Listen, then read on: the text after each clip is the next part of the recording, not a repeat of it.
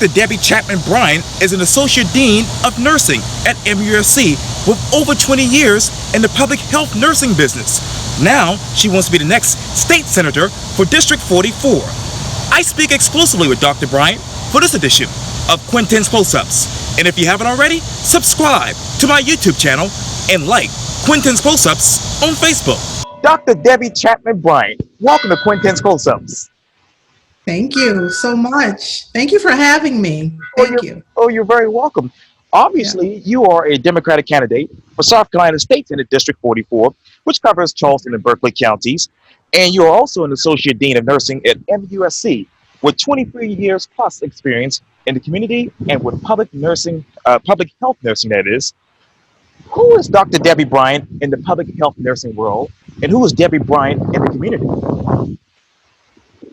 Well, I want to think she's one and the same. I'm a person that I've often said that I've been very blessed that my work world didn't feel like work. It felt like a calling for me. It felt like what I was supposed to be doing. And so I was energized every day to get up and do the work that I was supposed to be doing. It likely the only difference is in my work world, I talked about healthcare, or I talked about health education or health prevention, those kind of things all the time. And I didn't have a lot of space to kind of talk about some of those other things. But, you know, it was about building partnerships. It was about doing the right thing. It was about looking out for people and having a voice for folks who didn't often have that voice. So that's just who I am. And I've just spent my career trying to send that message and share that message. And what exactly is the message right now? Yeah. So I think the message is, I've been in the healthcare field for so long, or in that same space that I was talking to you about. And so we need policies to help drive some of those things in our state. And we need people who care about them and maybe understand them a little differently from the perspective that others who have been leading. I mean, I just think folks who understand health and healthcare and higher education and the needs in our community should serve, and should serve in a different way. I do believe I have been serving, so this is just using my tools, skills, talents, connection in a different way to be able to bring a different perspective to the community and bring that perspective to the State House to make good decisions. And what other perspectives are you looking at right now, Dr. Bryant? Well, healthcare for one, right? The perfect space for me. I think healthcare, we need access to healthcare for everyone in our state. Broadband access. We are right now in a space where healthcare delivery, education delivery, everything delivery is through this kind of virtual means that you and I are talking today, which is perfectly great for you and I, but everyone needs to have access to that. And I don't think we should assume that those individuals who might be in an urban setting are not necessarily in a rural setting have that same access.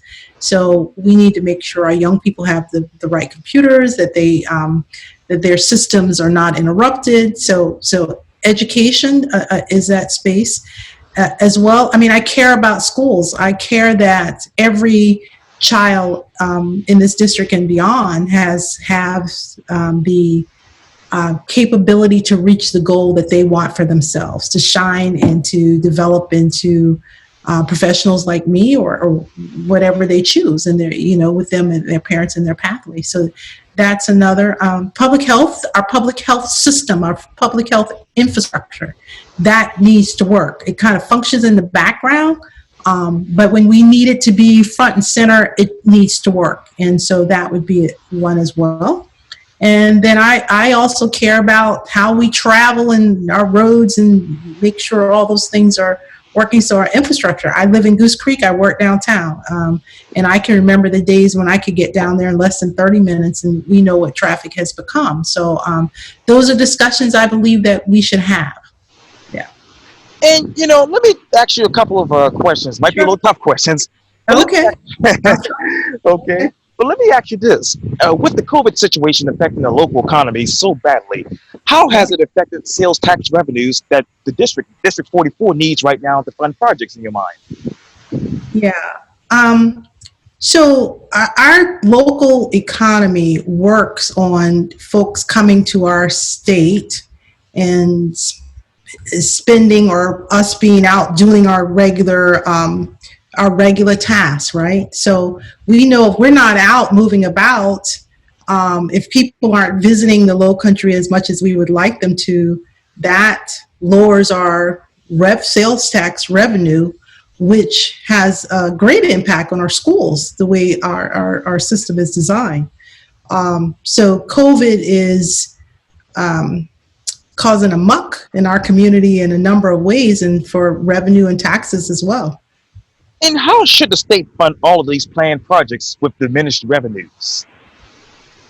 Um, how should the state? Well, I think for schools, we have to ask ourselves as a community, um, should we be invested in our school as individuals and as families? I think most people believe that their property taxes pay for school operation, but we know that that's really not how it works. That works more on those taxes work on bonds or capital project, but it's our sales tax, or that revenue that comes in, that supports our schools. So we have to ask ourselves, or the question I believe is, um, if we want schools to function, if we want every child to have the right education, if we want to invest in that, should we think about how we're funding that? So that's the kind of questions that I want to talk to constituents about, and bring those kind of conversations to our state house. And obviously, a lot of people in District 44 want a clean, ethical, and accountable government. How transparent, ethical, and accountable will you be as a state senator if elected? I'm sorry, I missed something in between. I Oh, think. no worries. I think the Wi-Fi is kind of bad here, Yeah. but and as you know, many people in District 44 want a clean, ethical, and accountable government. How Oh, okay. transparent, yeah, how transparent, ethical, and accountable will you be as a state senator if elected? Well, you know what? I think you have to judge how someone will be based on how they have been. Okay.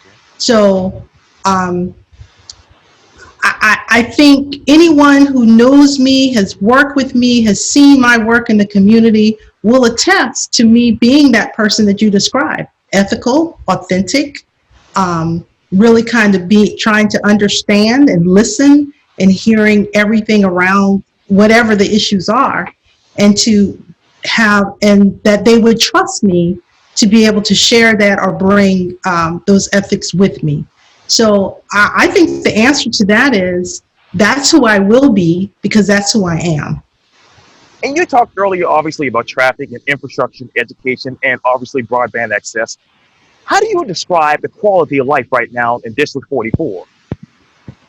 Oh, I think where we are, and what's happening in our district is wonderful. Honestly, I mean, everybody wants to come to the Low Country. We have new opportunities in our area, and people are coming here and want to live here. Right? We have growth that's unprecedented right now. So I think the goal is that we keep those things moving along. We do have some things that people are concerned about, not being able to get to work. We have a community where folks are not happy with the lottery system and getting their kids in certain schools. So those are things that we need to talk about as a community, and look and think about how we address them more fully, and ensuring that we are doing the best thing for everyone involved. How can you address growth with smart growth? Um, Yeah, well, that's a really good question, and I think I'm not the only person over time that has been trying to think about this. So For me, the way I think about anything at this point is likely how I would think about it from how I develop things in my home, right? Do we have the money to do it? Is it responsible? Is it in the best interest for this community? Can we hold the people who are bringing and being in partnership within that growth? Are we holding them accountable? So I don't think it's one thing. And I think if we ask many different people that question, they would all have multiple answers. But the goal is to bring the people of the community into the conversation, right? That their voice is being heard in the way that they want them to be heard. So I think it's responsible growth is ensuring that we have all of those different pieces working together and folks really engage in the conversation around that. And earlier I talked to you about COVID obviously affecting the local economy so badly. Can I ask you, Dr. Bryant, how much tax revenue has District 44 lost over the past 4 years? I honestly don't know the answer to that question. Okay. So that would be something that I would have to look into and to maybe get back with you. But I that's something I can't answer specifically. And what economical and educational opportunities do you hope affordable housing will bring to District 44, for instance? Well, I had this conversation with someone the other day, and the question that I would ask is, because I think when you start talking about affordable housing, are we talking about, for me, it's affordability of housing. There are individuals who are starting off their young careers and lives, and they want to jumpstart it. Of course, everybody kind of maybe want to go downtown, but we want them to know that District 44 and Goose Creek is a lovely area and a great place for people to start their lives, whether they're single or starting their new families. But we also want them to be able to afford those areas that they as their careers developing, to find a home that they can have their young children or young family grow and develop in.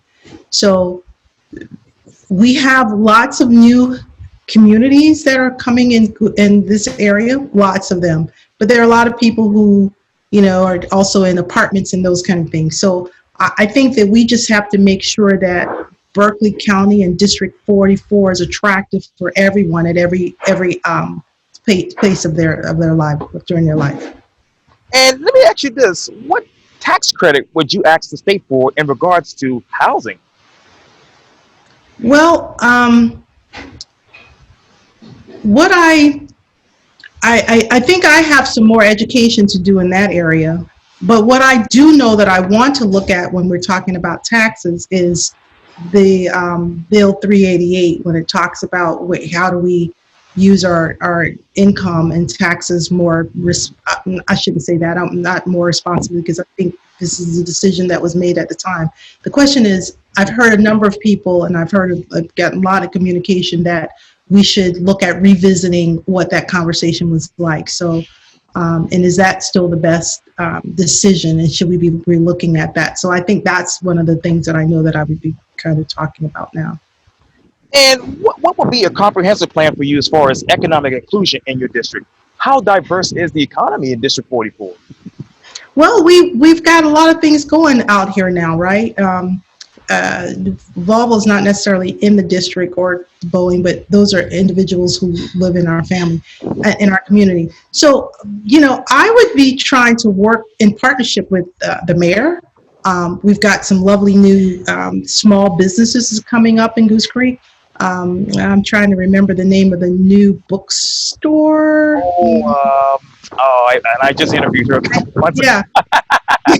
Did you? So she's wonderful, and we're both going to have to do our homework on that. Right. So we have small businesses that are coming here, and so we want to grow our small businesses.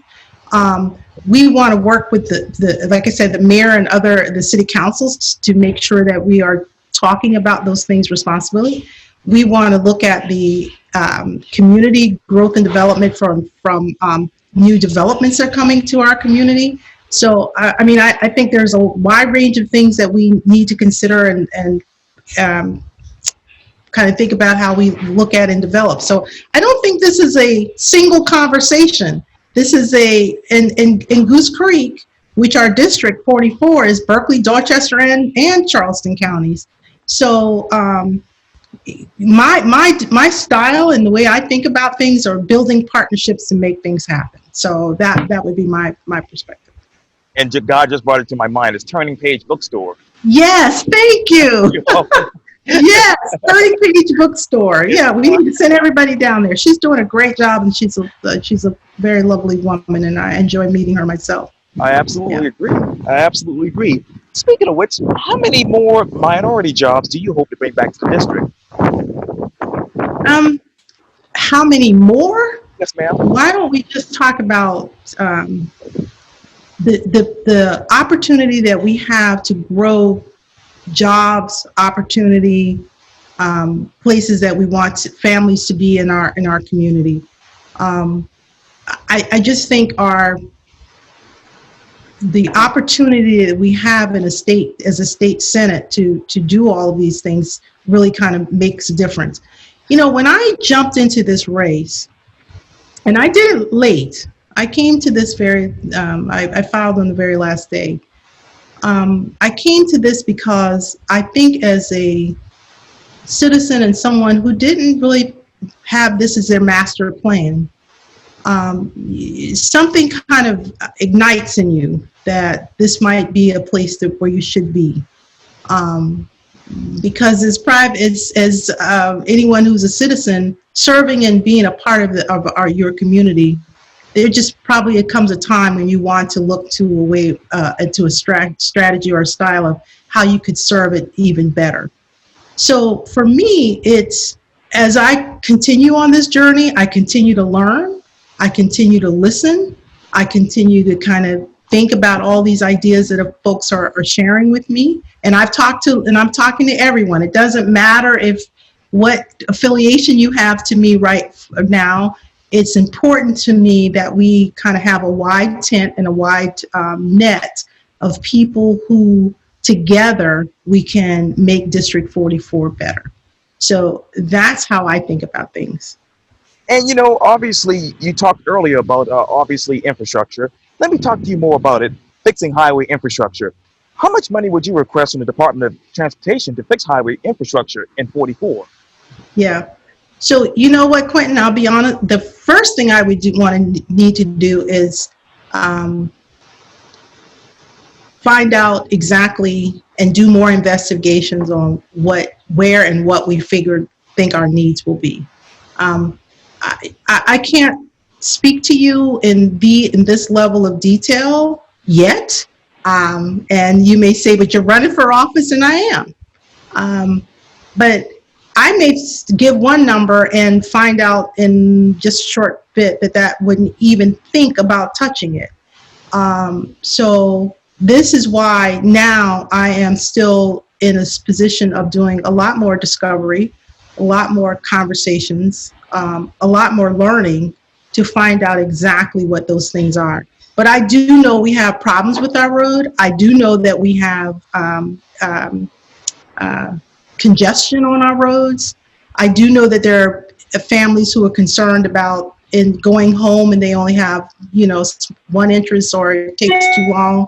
Those are the things that for the folks that I have had conversation with that they are concerned about. So we need to learn more about all those things for us to be able to really reasonably say, this is the number I would ask for and didn't. I have not served in this way before. This is a new opportunity, but I will do it to the best of my ability and honestly. And let me ask you this. This might be a curious question here, but how would you vote if another gas tax would have come up in the Senate? Well, the question I would be is, well, why are we, I would first ask, why are we asking for the gas tax? Not just a yes or no on the gas tax. I don't think taxes are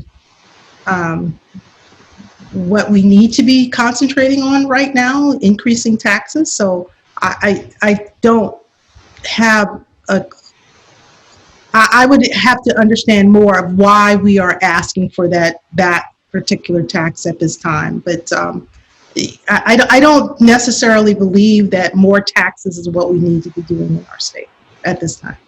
And let me turn to reforms, criminal justice reform and educational reform. What bills would Dr. Bryant draft right now if you were in the Senate? Yeah. Well, I've had some conversations with folks in SCN. I've talked to those teachers. And one of the things that they've said to me is that they're really concerned about is the burden that they have on them with the amount of certification and credentialing and those things that they have to make sure that students have before they move on. So certainly that's something that we need to look at. So I think I would spend a lot of time in working in the Senate to look at how we can ensure that our school systems are a little bit more secure for the teachers and students. And students, yes, ma'am. Well, let me turn to some obviously developing news, and there's always a water cooler talk around here these days. But let me talk to you about the coronavirus.